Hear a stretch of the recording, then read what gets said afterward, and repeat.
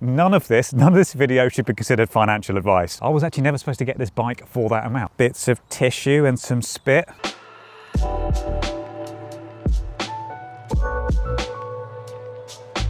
Hello and welcome to my Norton Commando 961, which I'm currently paying £20 a month for, having put down £20 deposit. So to recap on the previous video, although you can go and watch that as well if you would like, I picked up this when Norton were doing those £69 a month, £69 deposit finance deals on new ones. Now this is not new, it's very lightly used, 125 miles, and that meant, some ridiculously low payments. Although as it turns out, as I've since found out, I probably shouldn't have been given that deal, but we'll get back to that. Now my intention was to move on to some other stuff and maybe revisit this in a future video, but the response to the first video has been so mind-blowing. I think as I record this, it's nearly up to 60,000 views.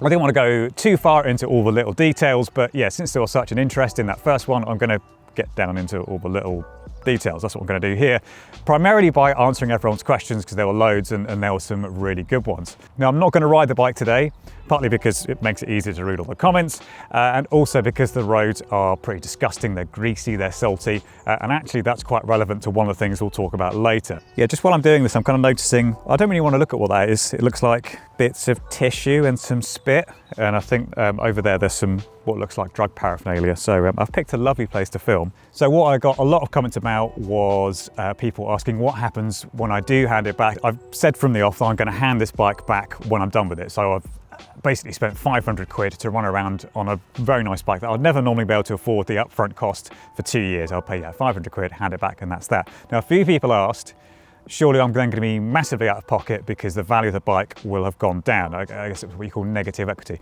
Also, I should say, none of this video should be considered financial advice. So I thought I'd just get a disclaimer in there first so people don't sue me. So anyway, no, I am not going to lose out a load of money at the end, because there's what's called a guaranteed future value. So that means that, it will be, as far as they're concerned, worth 12 grand when it comes to the end of it. So instead of paying that 12 grand balloon payment, I can just give them the bike. So this one from Alan Hughes 7859. They're not wishing to sound negative, but how does it work if you take it back? Because I've heard terrible stories of lease vehicles where they nail you for every scratch and charge you a fortune.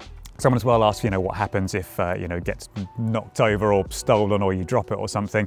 That could then be an issue, because obviously it is insured, it's insured fully comprehensive. That was another question, and on that front, insurance is about 580 quid for me. It's kind of more than I would have liked to have spent, but although I've had my license since I think 2011, for the last 4 years I've ridden nothing but press bikes, and then before that I hadn't ridden for a long time. So I don't have no claims, so it's a bit expensive, but hopefully after the first year that'll come down a bit. But anyway, it's insured fully comprehensive, but obviously I'm only ever going to get market value for the bike. Now the market value will probably end up being, especially if it's near the end of the term, a lot less than I need to pay the finance company back.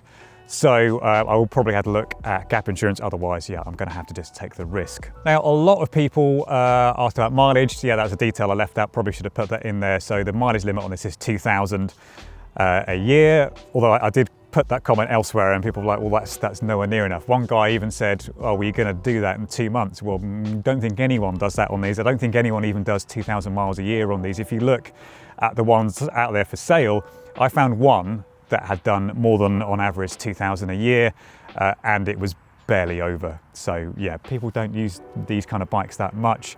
I'm not worried about it. I've got other bikes. If it was 2,000 miles a year on like a multi-strada or something, fine. But for this kind of bike, I think it's perfectly fine.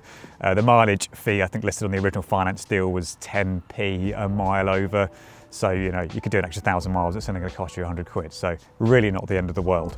But going back to the point about every little scratch, there is a point in the agreement that says I need to take reasonable care of it, and that means maintained in good condition, not exceed the annual mileage, had the goods serviced regularly. That's important. We'll come to that in a minute. So I am going to have to make sure it's nice, and that's why I'm kind of tucking this away until the roads get a bit nicer, because there's a lot of exposed, very nice shiny metalwork in here, and I'd rather not kind of make it disgusting. Also, that's a good point about servicing. That was brought up as well.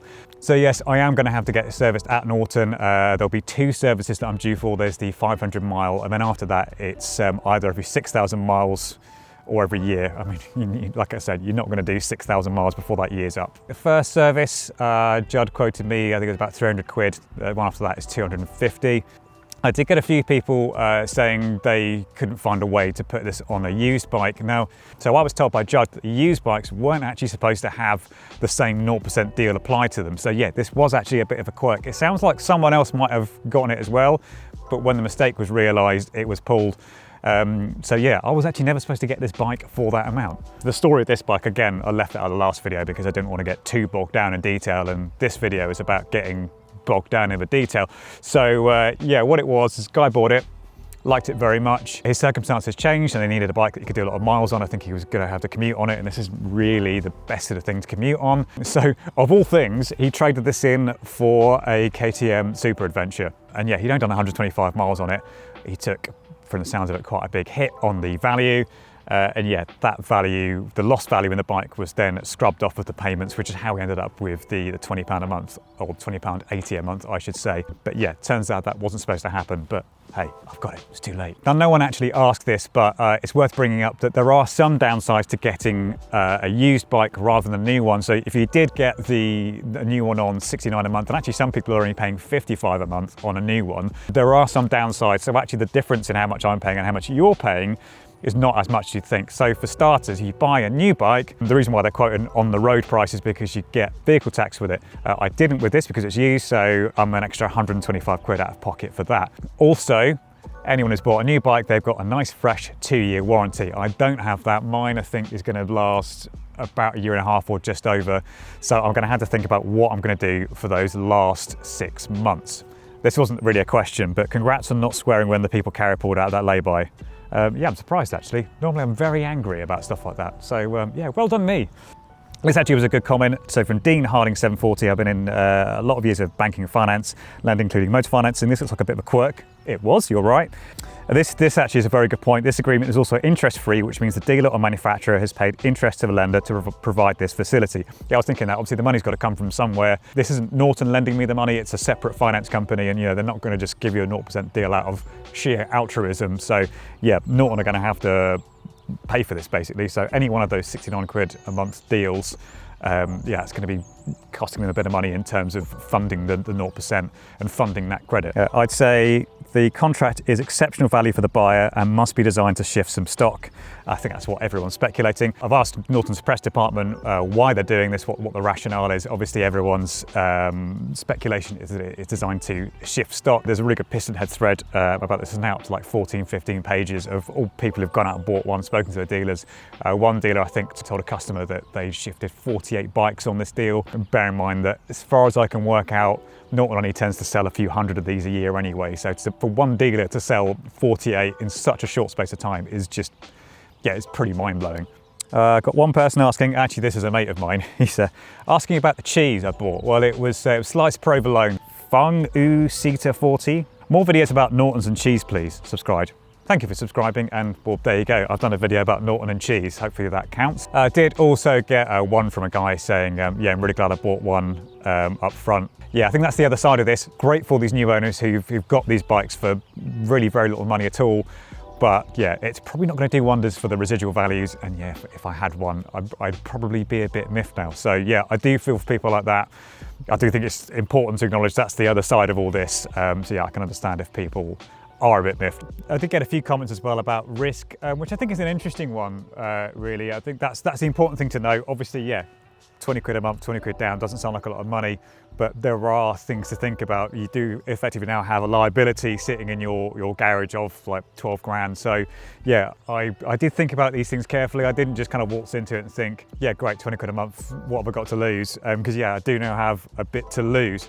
But I mean, the same could be said of any PCP deal, really. I said, obviously, this being a used one, there are a few downsides, but yeah, the same can be said of PCPing any motorbike. But the difference is, because I'm paying so little, it means that anything not very nice that happens in the future, that the blow has been softened by the fact that I'm paying so little for the PCP in the first place. And in fact, I might start putting away the money that I saved by getting this one instead of the 69 and kind of build up a bit of a contingency budget should anything like that happen. And you know what, I'm happy with that risk, because I mean, let's face it, motorcycling is inherently a bit of a risky activity.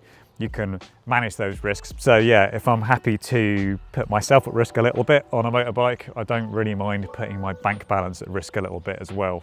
Kind of seems fair enough, really. So this isn't actually a question, but I had to read it out because I thought it was brilliant. So this is from login1226, who says, wow, if you did have 13.5 grand to spend on one of these and instead put the money into an ISA, you get more in interest than what you're spending on hire purchase. Free buy. Unfortunately, I don't have 13.5 grand to spend, so that's not really relevant for me, but yeah, love the sentiment. Great comment. So it should be worth saying as well, it looks like that £69 a deal has now gone. Norton did follow it up with one that was 125 down, 125 a month on the Bougie LE. In isolation, that actually seems like a really good deal still. But compared to the 69 quid a month, yeah, it seems slightly underwhelming. In any case, didn't last long either. It might be worth ringing a few dealers around if you do like look at that. But when I rang Judd Thursday the 16th, I rang them and yeah, they had like 2 bikes and they're already gone. I think they're only 125 of the whole lot. I have been told though that there is another deal coming in May. No one knows exactly what that is. In terms of what's next, I kind of hadn't decided. So there'll be a preview probably coming up for something. Yes. No MOT. What's the worst that could happen? Do not get that RSV Millie for 1,800 quid. Oh look, there's a man with a beard. We'll be revisiting this at a later date as well. So I'm actually, when the weather's nice out, I want to go out and take it for a proper ride. Not really had a chance to form a proper opinion yet. So that should be good. Yeah, I'm going to be buying some other stuff because yeah, I'm a bit of a Facebook Marketplace addict. So yeah, please do subscribe so you don't miss any of that.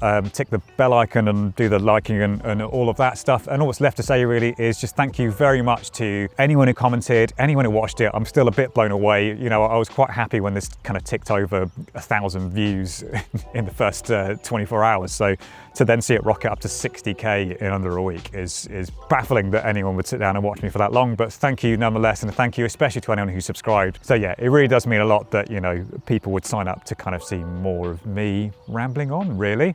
Yeah, bye.